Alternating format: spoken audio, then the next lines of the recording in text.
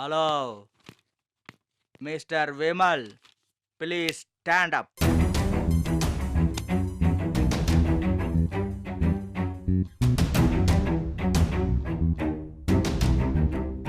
என் பேர் விமல் இல்ல, கமல். ஏதோ ஒன்று விடு. என்ன குடிச்சிருக்கீங்களா? ஆமா. குடிச்சு அப்படியே வீட்டுக்கு போக வேண்டியதானே? எதுக்கு ஆஃபீஸ்க்கு வந்து மற்றவங்களுக்கு தொந்தரவு கொடுக்குறீங்க? அட பாவி, டேய் நான் என்ன மற்றவங்களுக்கு தொல்லை கொடுக்குறதுக்காக குடிச்சிட்டு வந்தேன்னு நினச்சேன்?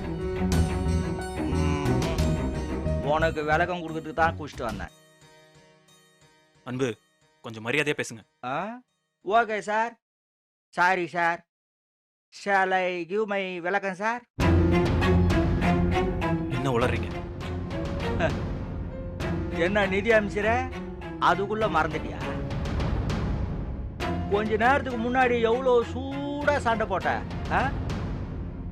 என் நண்பனை பத்தி என்னென்னவோ கேள்வி கேட்ட. இப்ப நான் பாயிண்ட்ல அவுத்து விட்டுமா? அதெல்லாம் ஒன்றும் தேவையில்ல. நீங்க ஒழுங்கா வீட்டுக்கு போய் சேருங்க. டேய் இருடா தம்பி, எதுக்கு என்னை இப்ப துரத்த பாக்குற? ஐ ஆம் எ பக்கா ஜென்டில்மேன்.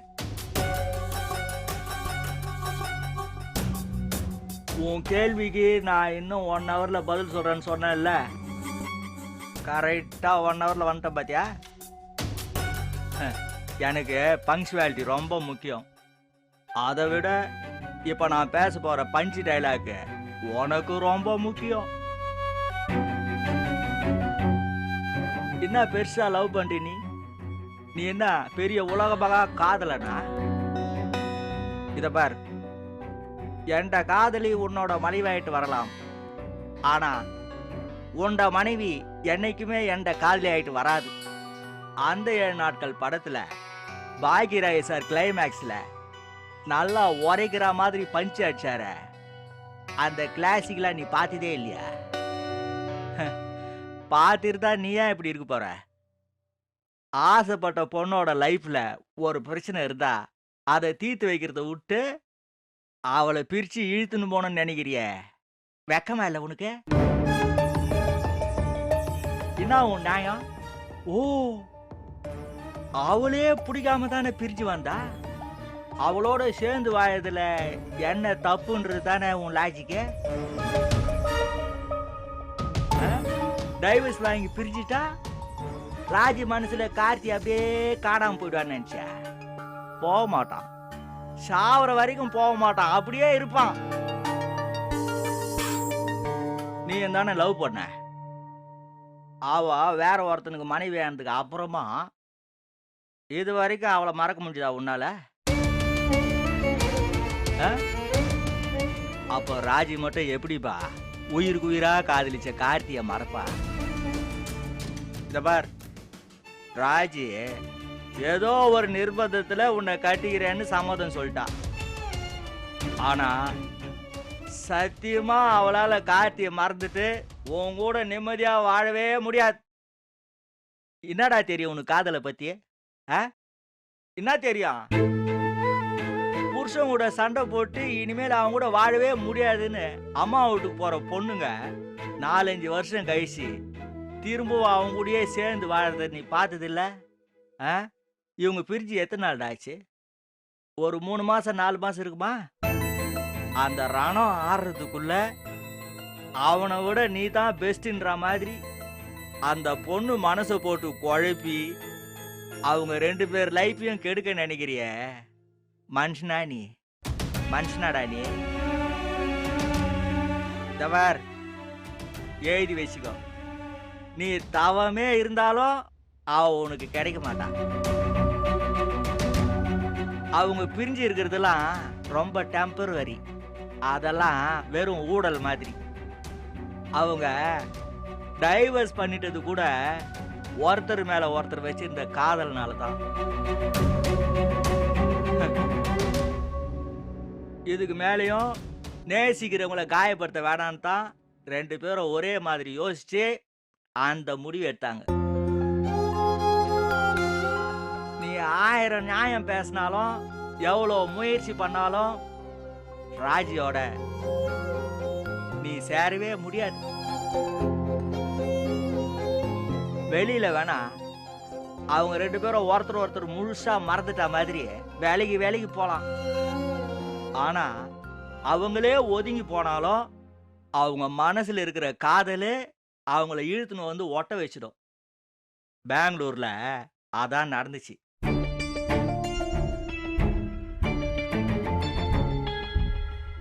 இதுக்கு மேலேயும் ராஜி உனக்கு கிடைப்பான்னு எந்த தைரியத்துல நீ காத்துட்டு இருக்கிற? உன் மனசுல அப்படி ஒரு எண்ணம் இருந்துச்சுன்னா அந்த நினைப்ப இப்பவே அழிச்சிடு. நீ நினைக்கிறதுலாம் நடக்காதுப்பா. ராஜி மனசுல இன்னும் காட்டி தான் இருக்கான். நீ மட்டும் குறுக்க நுழையாம இருந்திருந்த அவங்க 2 பேரும் எப்போ ஒண்ணு சேர்ந்திருப்பாங்க. இத பாரு, இப்பவாவது உன்னை திருத்திக்கோ. அவங்கள பிரிக்கணும்னு நினைக்கிறத விட பெரிய பாவம் இந்த உலகத்துல வேற எதுவுமே கிடையாது. அதை மீறி செஞ்ச கண்டிப்பா அந்த பாவம் உன்னை சும்மா விடாது. இது அட்வைஸ் கிடையாது, நான் உனக்கு கொடுக்குற சாபம். பார்த்து நடந்துக்க.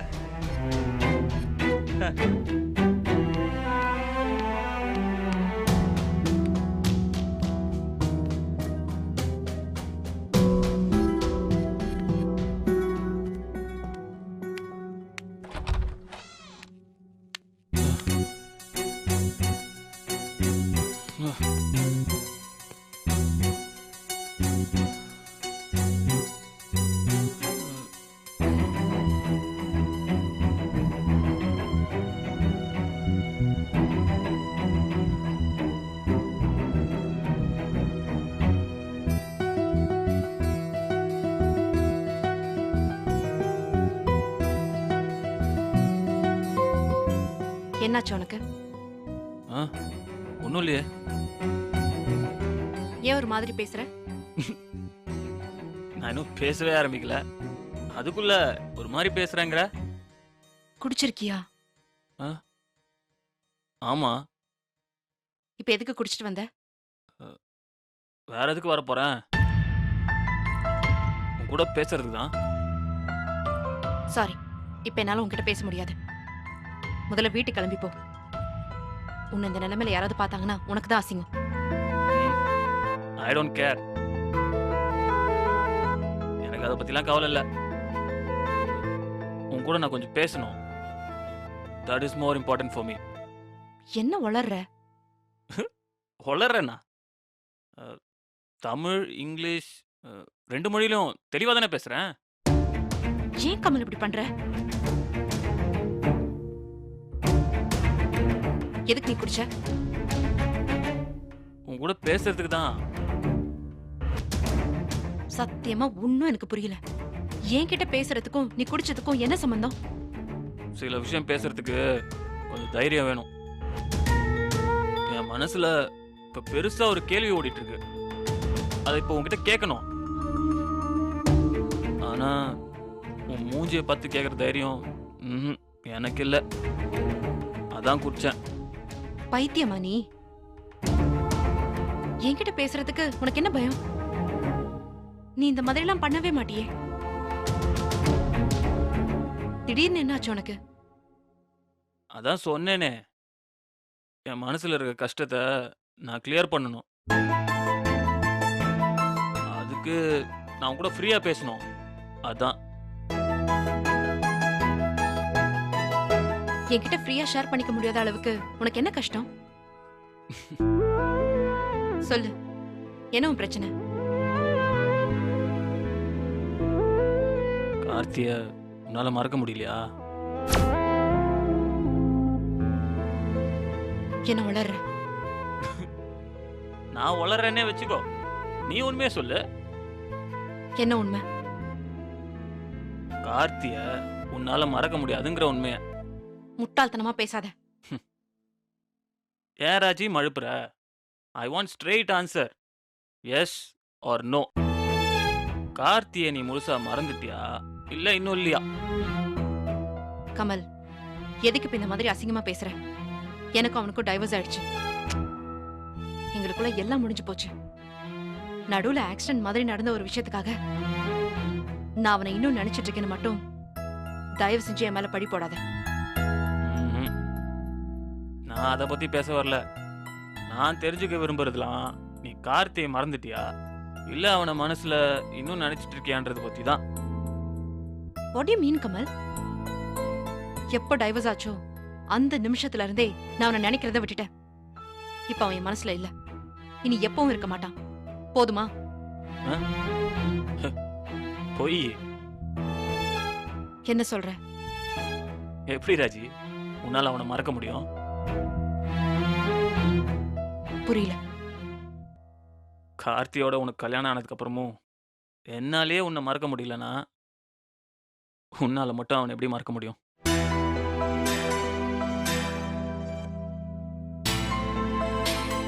சத்தியமா நீ பேசுறது எனக்கு எதுவும் புரியல. தெளிவா சொல்லு. ம். முதல் காதல இந்த உலகத்துல யாரால ராஜி மறக்க முடியும்?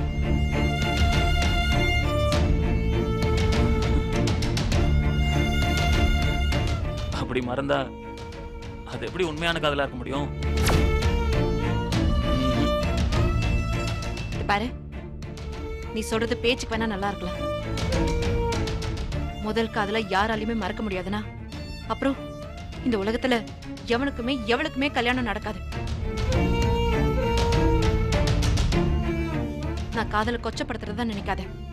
சந்தர்ப்பம், சூழ்நிலை இதெல்லாம் வாழ்க்கைய புரட்டி போட்டா சில விஷயங்களை கடந்து தானே வந்தாகணும். என்னால உன் லாஜிக் ஏத்துக்க முடியாது ராஜி. நீ அவனை மறந்துட்டேன்னு சொல்றதெல்லாம் பொய். உன்னால அவனை மறக்க முடியாதுங்கிறது தான் உண்மை. அதை வெளிப்படையா ஒத்துக்க உனக்கு சங்கடமா இருந்தாலும் என்னால் அதை உணர முடியும். ஏன்னா அந்த அனுபவத்துக்கு நானும் ஒரு உதாரணம். ஒன்ன நினைச்ச இந்த மனசால அதுக்கப்புறம் வேற யாரையுமே என்னால நினைக்க முடியலையே. ஏன்? காதல் ராஜி, முதல் காதல். ஒவ்வொரு நிமிஷமும் ஒவ்வொரு நொடியும் நான் என்னை பத்தி நினைக்கிறத விட உன்னை பத்தி தான் அதிகமா நினைக்கிறேன். ஏன்னா உன்னை விட வசதியான விஷயம் இந்த உலகத்துல வேற எதுவுமே இல்லை. நீ கார்த்தியை லவ் பண்ணது உண்மைனா உன் மனசுலயும் இதே ஃபீலிங்ஸ் தானே இருக்கும் ராஜி. உனக்கு கல்யாணம் ஆனதுக்கு அப்புறமும் என்னால உன்னை மறக்க முடியலன்னா அவனோட டைவர்ஸ் ஆயிட்டா மட்டும் எப்படி உன்னால அவனை மறந்துட முடியும் ராஜி? ம்ஹும். நீங்க பிரிஞ்சது கூட பெருசா ரீசன் ஒன்றும் இல்லையே. ஆஃப்டர் ஆல் ஈகோவை விட்டு கொடுக்க முடியாம தானே 2 பேரும் முறைச்சிக்கிட்டு பிரிஞ்சிங்க. அப்படி பிரிஞ்சதுக்கு அடிப்படையா இருந்தது கூட லவ் தானே ராஜி.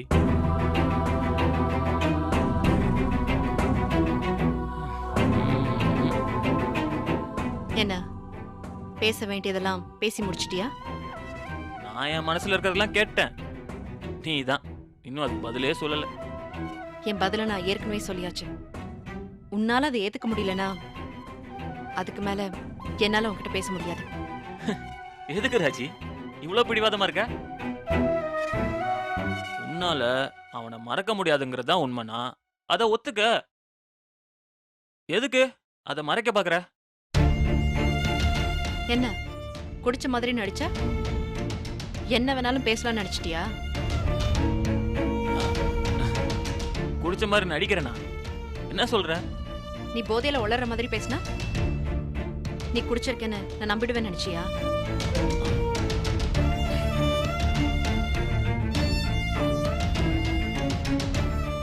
ஓ, தெரிஞ்சிருச்சா? ஆமா, உனக்கு நடிக்க வரலன்னு நல்லா தெரிஞ்சிருச்சு. எனக்கு நடிக்க வரலன்றதுலாம் இருக்கட்டும், முதல்ல நான் கேட்டதுக்கு பதில் சொல்லு.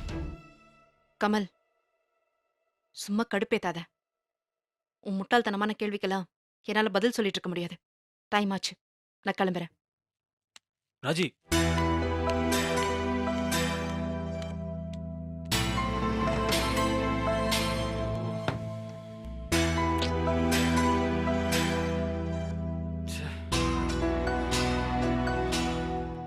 ஃபர்ஸ்ட் ஆஃப் ஆல், குடிக்கிறது ரொம்ப தவறான பழக்கம். ஆனா அது உங்க பர்சனல் ஹேபிட். நான் அதுல உங்களுக்கு அட்வைஸ் பண்ண முடியாது. ஆனா குடிச்சிட்டு ஆபீஸ் வர்றதை விட ஒழுக்கக்கேடான விஷயம் வேற எதுவுமே கிடையாது.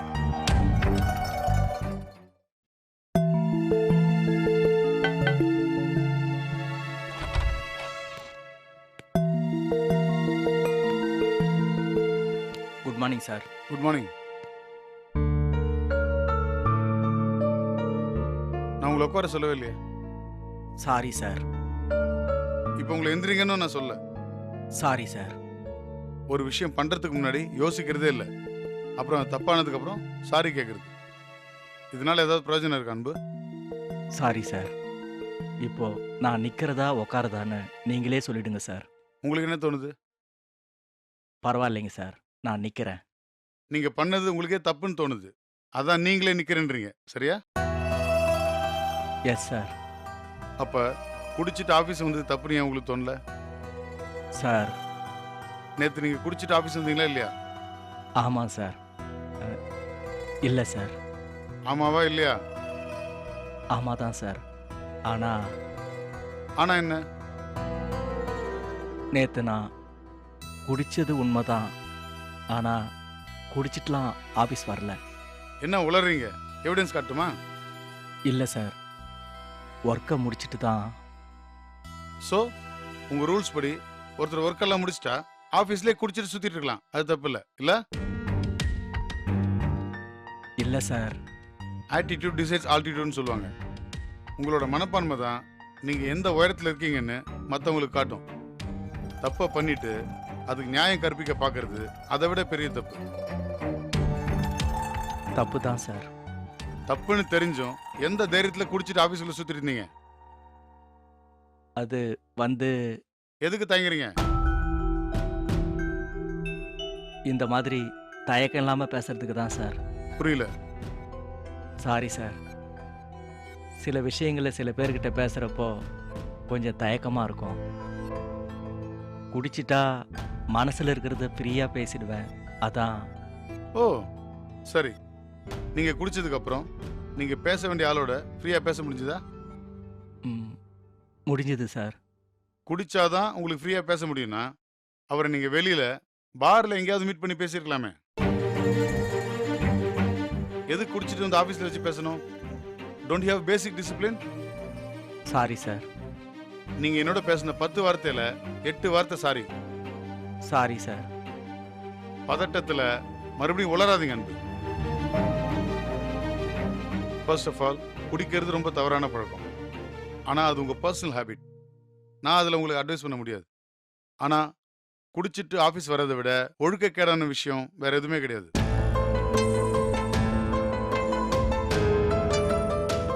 யா அந்த ஃபைல்ஸ் மட்டும் அனுப்பிச்சிருங்க, நான் செக் பண்ணிட்டு உங்களுக்கு சொல்கிறேன். யா okay, I'll call you back. Bye. Hello.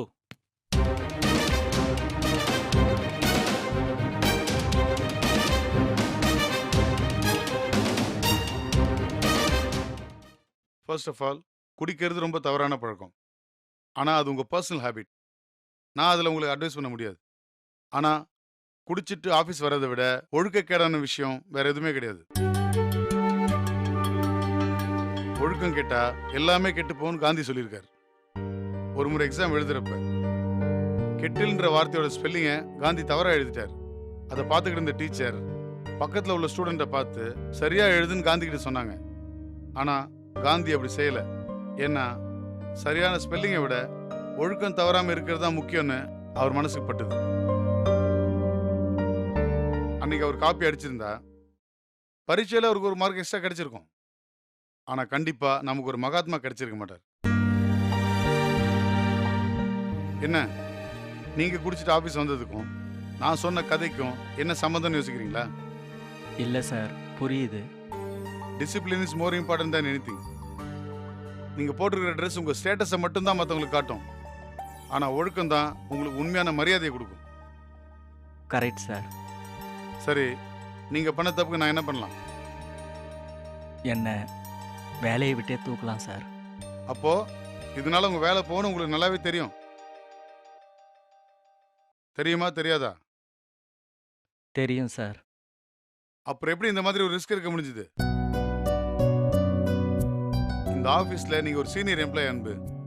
இங்க இருக்கிற நிறைய பேருக்கு நீங்க தான் முன்னுதாரணமா இருக்கணும். மத்தவங்க கேலி பண்ற அளவுக்கு ஆயிடக்கூடாது. கார்ப்பரேட் ஒர்க் கல்ச்சரை நீங்க சரியா புரிஞ்சுக்கலையோன்னு எனக்கு டவுட்டா இருக்கு. டார்கெட் அச்சீவ் பண்ணா அந்த வெற்றியை கொண்டாடுறதுக்கு கம்பெனியே உங்களுக்கு பார்ட்டி வைக்கும். அதில் நீங்கள் குடிச்சிட்டு டான்ஸ் ஆடி எவ்வளோ கலாட்டா பண்ணாலும் யாரும் உங்களை கண்டுக்க மாட்டாங்க. ஏன்னா எல்லாரும் அந்த நிலைமையில தான் இருப்பாங்க. That is a part of enjoyment.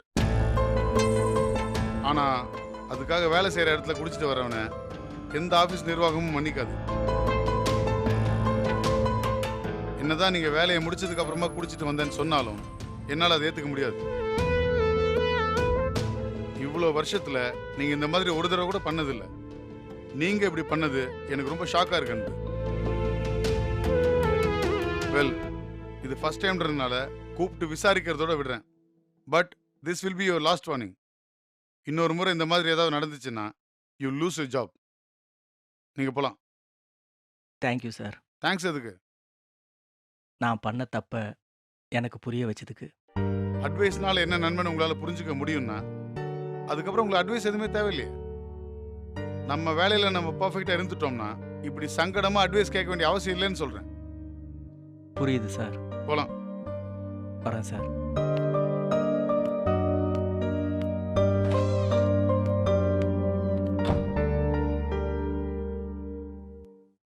ஏன் அந்த ஃபைல்ஸ் மட்டும் அனுப்பிச்சிருங்க.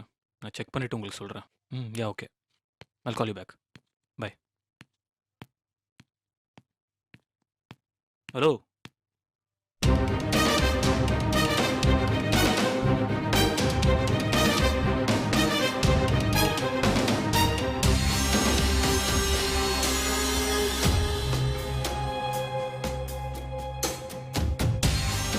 ராஜியும் கல்யாணத்துக்கு சரின்னு சொல்லிட்டான்.